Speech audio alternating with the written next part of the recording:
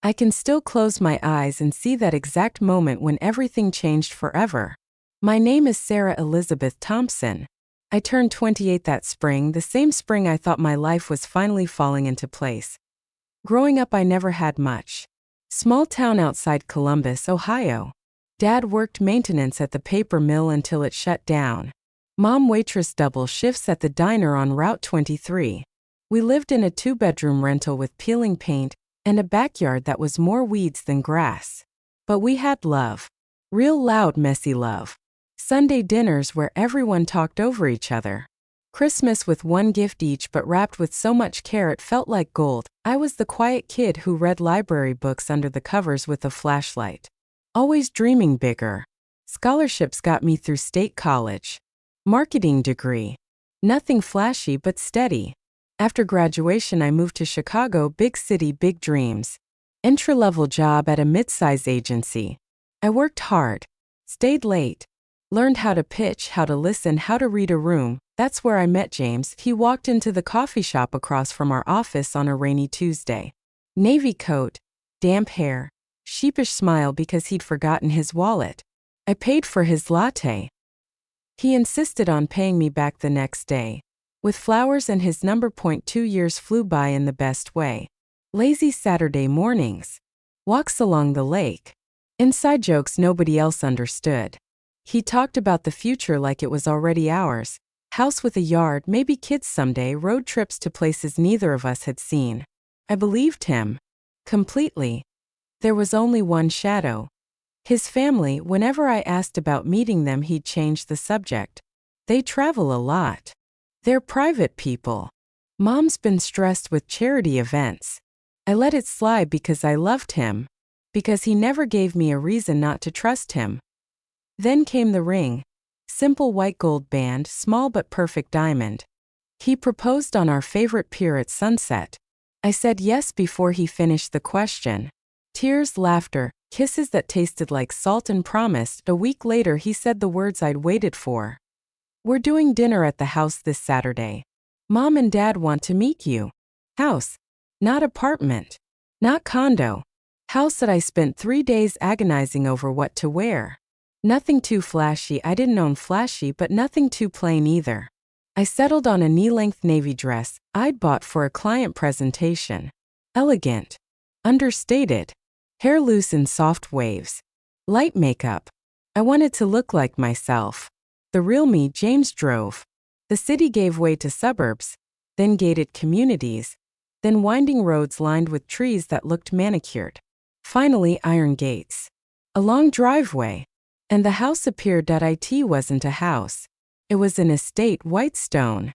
Columns. Fountain in the circular drive. Windows that gleamed like they were polished hourly. I felt my stomach twist. You didn't tell me it was like this? I whispered. He shrugged. It's just home. We stepped inside. Marble foyer. Chandelier the size of a small car. Smell of lemon polish and fresh flowers. Evelyn Harrington appeared first. Tall, silver hair in a perfect chignon cream silk blouse. Pearls that probably cost more than my car. Her smile was polite but thin. So you're Sarah. Not a question. A statement. Yes. It's wonderful to finally meet you. I extended my hand. She shook it briefly, fingertips only. Come through. Richard is in the dining room. Richard Harrington sat at the head of a table long enough for 12. Gray suit even though it was Saturday. Phone in hand. He glanced up.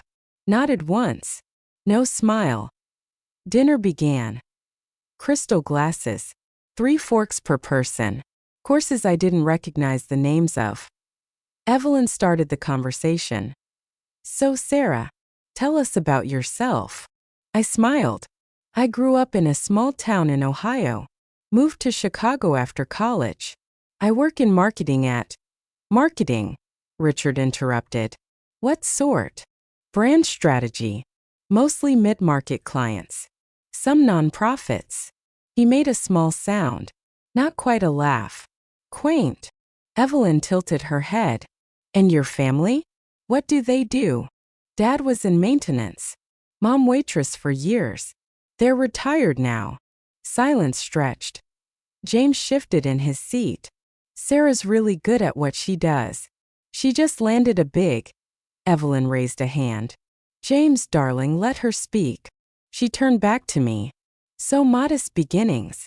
How refreshing. The word refreshing sounded like an insult. I kept smiling. Kept breathing. After the main course, Evelyn leaned forward. James has always had a certain standard of living. Expectations. Our circle is quite particular. Connections matter. Background matters. I felt heat rise in my cheeks. I understand. Do you? Richard asked. Because from what we've heard, you don't exactly fit. James finally spoke. Dad. Evelyn cut him off. We only want what's best for our son. I looked at James, waiting for him to defend me, to say something. Anything. He stared at his plate. That silence hurt more than the words. Dessert arrived. I didn't touch it. Evelyn opened a slim leather folder she'd had beside her plate. We took the liberty of looking into your background. Public records. Social media. It's all very sweet. But sweet doesn't pay for the lifestyle James is accustomed to. Richard added. You seem like a nice girl. Truly. But you don't belong here. The words landed like a slap. You don't belong here. Evelyn repeated, softer, almost pitying. James needs a partner who understands our world. Who can stand beside him at galas, board meetings, charity balls. Someone from our circle. I felt tears prick. I refused to let them fall. I pushed my chair back. I think I should go. James stood halfway. Sarah, wait. No, I said quietly. I've heard enough. Evelyn gave a small nod. Perhaps that's for the best. I walked out alone. James didn't follow. I cried the entire drive back to my apartment. Silent tears at first, then sobs that made it hard to breathe. I parked in the garage, sat there in the dark for almost an hour before I could walk inside and my phone buzzed. James. I'm so sorry. They ambushed me too. Please call me. I didn't. Next morning, more texts. I talked to them. They were out of line. I love you. I stared at the screen until it went black. Monday at work, I was a ghost. Colleagues asked if I was okay. I nodded, smiled, lied. Tuesday evening, he showed up at my door with roses and takeout from our favorite Thai place. I let him in. He looked wrecked. Eyes red. Hair messy. I should have said something. I froze. I'm ashamed. Why didn't you defend me? My voice cracked. I thought if I argued right, then it would get worse. I planned to talk to them later. Alone. Later, I echoed. After they called me nobody. After they said I don't belong.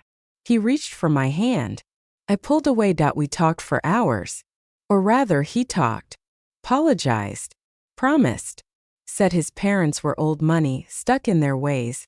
But they'd come around. I wanted to believe him. God, I wanted to. I let him stay the night.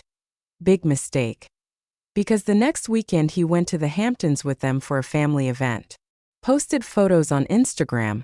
Smiling, champagne, yacht in the background. No mention of me. I texted. Having fun.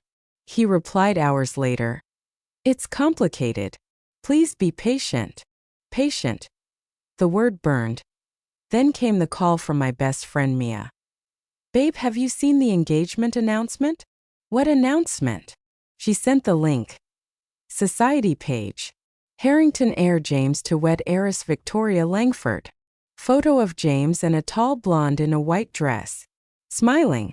Ring on her finger. Date of announcement. 2 days earlier. My knees buckled. I called him. Straight to voicemail. I drove to his apartment. Doorman recognized me. Let me up. He opened the door in a t-shirt and sweatpants. Looked surprised. Then guilty. Sarah? Is it true? He looked at the floor. They set it up. I didn't agree. But they're pushing hard.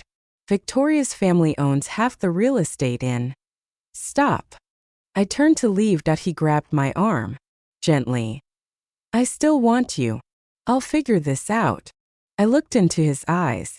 The same eyes I'd trusted for 2 years. You already chose. I left. That night I blocked his number, deleted photos, cried until there was nothing left. But underneath the heartbreak something else was growing. Anger. Cold. Clear. Focused. Because they were wrong that I wasn't nobody. They just didn't know the truth. My grandfather Elias Thompson died when I was 17. Kvittman. Never bragged. Drove the same pickup truck for 28 years. Wore the same flannel shirts. But he was brilliant with land, started buying cheap plots in the 1970s when everyone thought rural Ohio was dying. Held them. Developed some. Sold others at the perfect moment. Invested the profits. Quietly. Carefully. When he passed he left a trust. Not flashy. No headlands. Just a portfolio managed by a small firm in Cleveland. I was the only grandchild. By 25 I had full control. I never told anyone the full extent. Not even James. I liked living simply. Small apartment. Thrifted furniture. Coffee from the corner shop. Felt honest. But the numbers were real. 7-figure liquid assets. Commercial properties in 3 states. Majority stake in 2 private equity funds. And most importantly, a holding company that quietly owned the ground lease on the Harrington estate property. Yes, their mansion sat on land my family controlled. They paid rent. Every month. To a numbered LLC they never bothered to research. I never planned to use it. Until now. I called my attorney Margaret. We'd worked together since I turned 25. Sarah, she said. Haven't heard from you in months. Everything okay? No, iyan suarat. But it's about to be. We met the next day. I laid it out. The dinner. The humiliation. The fake engagement announcement. Margaret listened. Then smiled slowly. You want to play this quiet or loud? Quiet, I said. Until it can't be quiet anymore. We started small. First, I had the lease agreement reviewed. Every clause. Every loophole. Second, I purchased additional shares in Harrington Imports, the family business, through back channels. Quiet accumulation. Nothing hostile. Yet. Third, I asked Margaret to prepare a letter. Not threatening. Polite. Professional but crystal clear. 3 weeks after the dinner I received the invitation. Gold embossed card. Mr. and Mrs. Richard Harrington request the pleasure of your company at an intimate engagement celebration for their son James and Miss Victoria Langford. Address, the estate. Date, 6 days away. I stared at it for a long time. Then I RSVP'd. Yes, Sarah Thompson will attend. No +1. Just me. The night before the party I laid everything out on my dining table. Documents. Share certificates. Lease agreement. Valuation reports. I chose my outfit carefully. Not flashy. Quiet luxury. Black silk dress that cost more than most people's rent, but looked simple. Diamond studs my grandfather had given my mom years ago. Hair swept up. Red lipstick. I wanted them to see me. Really see me. The night arrived. I drove myself. Parked among Bentleys and Porsches. Handed keys to valet. Walked up the marble steps. A string quartet played on the lawn. Guests in tuxedos and gowns. Champagne flowing. Evelyn saw me first. She froze mid-sentence. You. Good evening, Evelyn. Calm voice. Steady hands. What are you doing here? I was invited. James appeared. Pale. Eyes wide. Sarah, you shouldn't. I should, I said. I really should. Victoria stood beside him. Beautiful. Confused. I walked past them. Into the center of the room. Conversation hushed. I raised my voice just enough. May I have a moment? Heads turned. Evelyn hurried over. This is not the place. It's exactly the place. I opened my clutch. Took out the folder. 3 weeks ago you told me I was nobody. That I didn't belong here. Murmurs. You said James deserved better. Someone from your circle. I looked at James. He couldn't meet my eyes. I've spent time thinking about that. I held up the first document. This is the ground lease for this property. Signed 2004. Landlord et Holdings. Evelyn frowned. What does that? Idati Elias Thompson. My grandfather. Gasped. I continued. Your family pays $87,000 a month to lease the land this house sits on. To me. Silenced. I turned to Richard. And this, another paper, is a summary of share ownership in Harrington Imports. As of yesterday, I hold 31.4%. Controlling interest. Richard's face drained of color. You how? Quietly, I said. The way you taught me people like you operate. Victoria stepped back. Is this true? James whispered. Sarah, please? I looked at the crowd.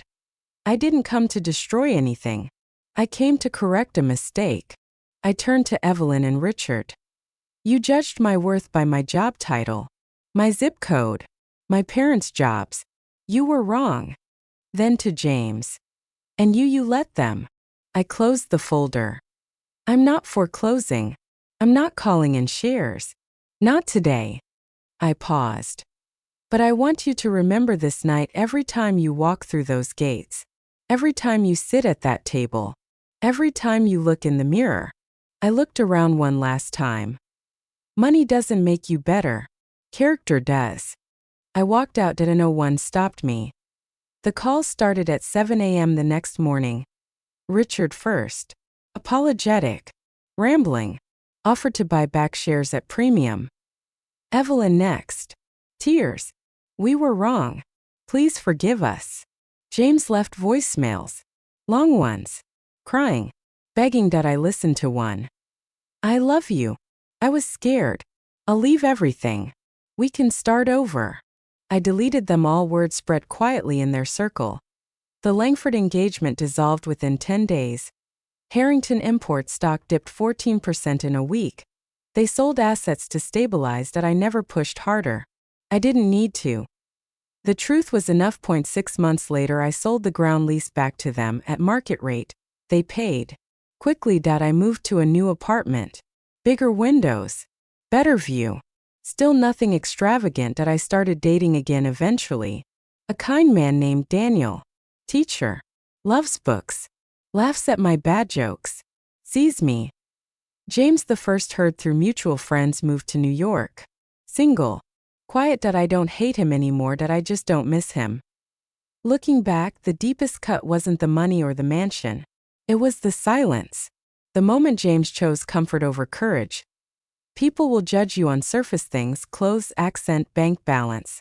Let them. Their opinion can't change your worth. The best revenge isn't destruction. It's living well. Quietly. Authentically. Letting truth do the talking. If someone tells you that you don't belong, smile. Walk taller. Because sometimes the place you're told you can't enter is already yours. If you've ever been made to feel small, type I belong in the comments. Remind yourself. Remind them. And if you want more stories like this, real people, real betrayals, real justice, hit subscribe. Turn on notifications. Because there are always more truths waiting to come out. Thank you for listening to my story. Until next time, stay strong.